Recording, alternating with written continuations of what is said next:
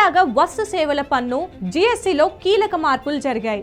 4 స్లాబుల నుంచి 2 తొలగించింది కేంద్రం. ఇప్పుడు 5, 18 స్లాబులు మాత్రమే ఉన్నాయి. దీంతో చాలా వస్తువుల ధరలు తగ్గబోతున్నాయి. సెప్టెంబర్ 22, 2025 నుంచే కొత్త పన్ను రేట్లు అమల్లోకి రాబోతున్నాయి.